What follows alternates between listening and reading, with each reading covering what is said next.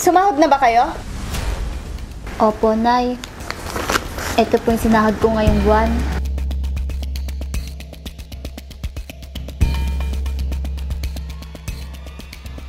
Bakit mas maliit ito kaysa nung nakaraang buwan?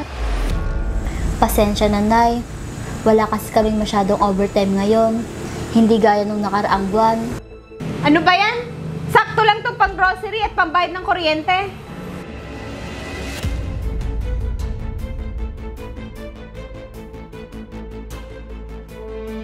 Sige po.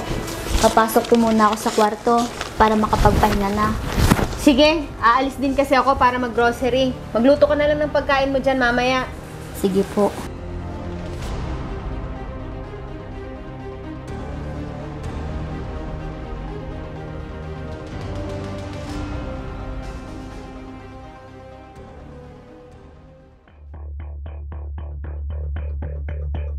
Nasaan na ba yung batang yun? Kanina ko pa hinihintay, ang tagal-tagal.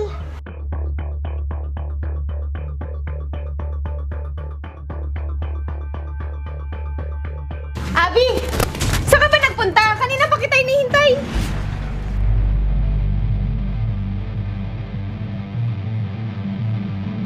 Sumahod na ba kayo?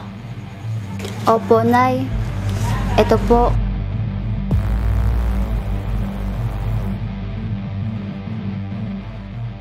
Bakit pareho lang yung binigay mo ngayon at nung nakaraang buwan? Di ba mas marami kayong overtime ngayon? Kasi po, Nay. Kasi ano? Sana naman, Abi, inisip mo muna yung mga gastusin dito sa bahay. Kada sahod ko naman po binibigay ko sa inyo. Kahit na walang matira sa akin. Aba? At nanunumbat ka na ngayon? Ano, Abi? Nanunumbat ka na, ha? Ano?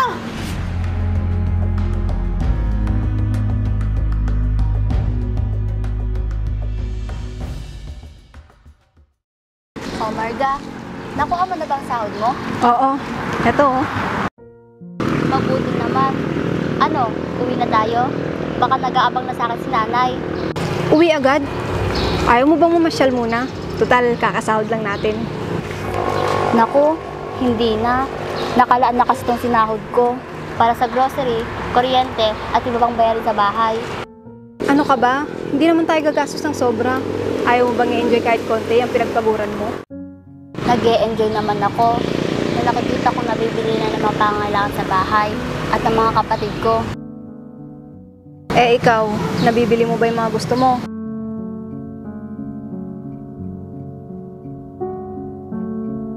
O, diba? Hindi naman sa nakikialam ako, pero bilhan mo naman ng reward yung sarili mo sa pinagpaguran mo ng buong buwan. Mas kailangan kasi ito ni nanay. Mahirap talaga pag breadwinner. Sinabi mo pa. Tara na, Marga. Umuwi na tayo. Umuulan na. Sige, tara.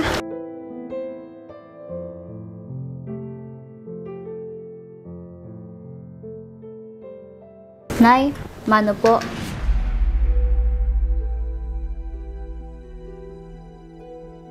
Sumahod na ba kayo? Opo, Nay.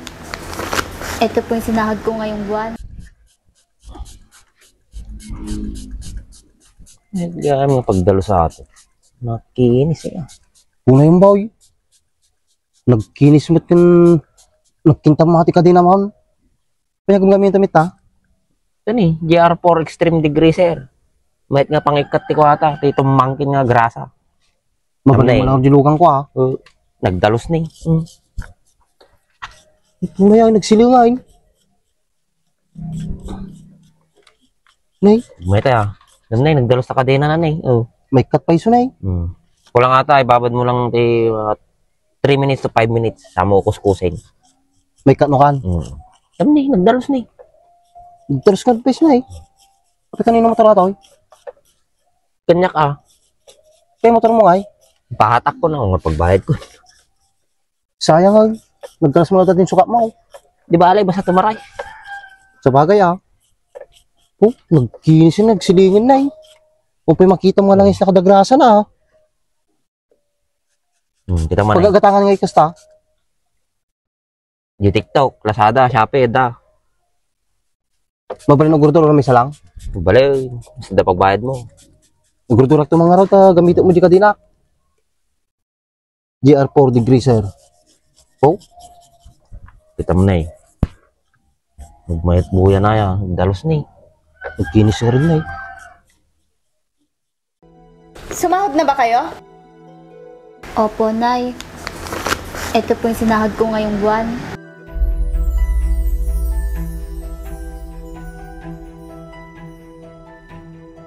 Bakit mas maliit ito kaysa nung nakaraang buwan? Pasensya na, Nay. Wala kasi kaming masyadong overtime ngayon. Hindi gaya nung nakaraang buwan. Ano ba yan? Sakto lang to pang grocery at pambayad ng kuryente.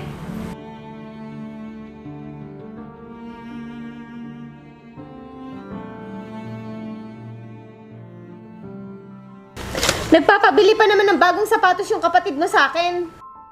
Nay, okay pa naman yung sapatos ni Vincent. Pagtyagaan niyo na muna. Unahin niyo po muna yung mga kailangan natin dito sa bahay. Kailangan ng kapatid mo yun, anak. Dahil sasali si Vincent sa basketball tournament dito sa ating barangay. Ito po, Nay. Allowance ko po sana ngayong buwan. Ibili niyo na lang po ng sapatos ni Vincent. Kailangan kasi ng kapatid mo. Miram ka muna ng allowance mo sa pinsan mong si Marga ngayong buwan. Kawawa naman ng pamangkin ko. Sige po. Papasok po muna ako sa kwarto para makapagpahinga na. Sige, aalis din kasi ako para mag-grocery. Magluto ka na lang ng pagkain mo dyan mamaya. Sige po.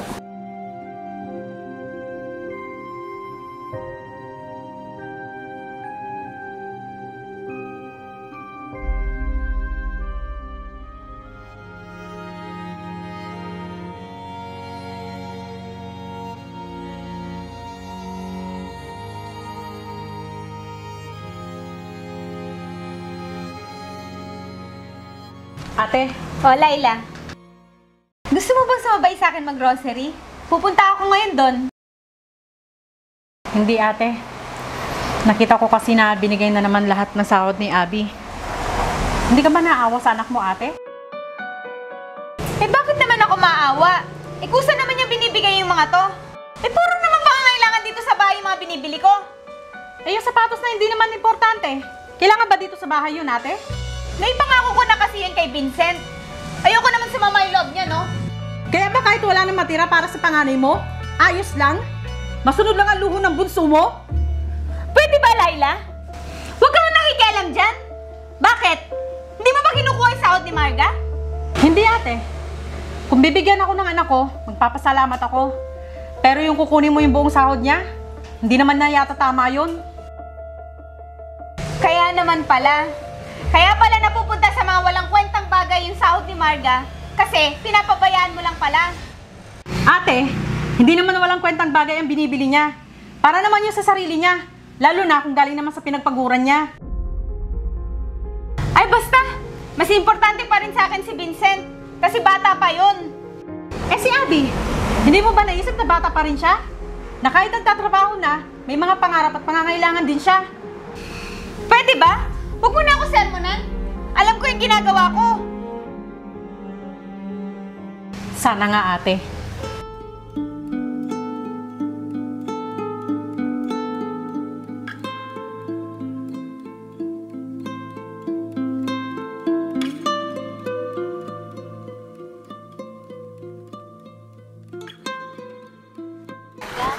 Salamat pala sa pagsama sa akin bumili ng damit ko.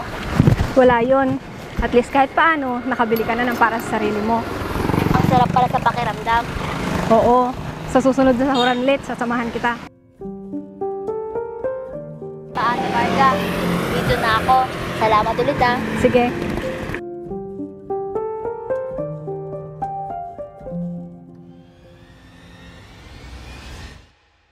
Nay, mano po?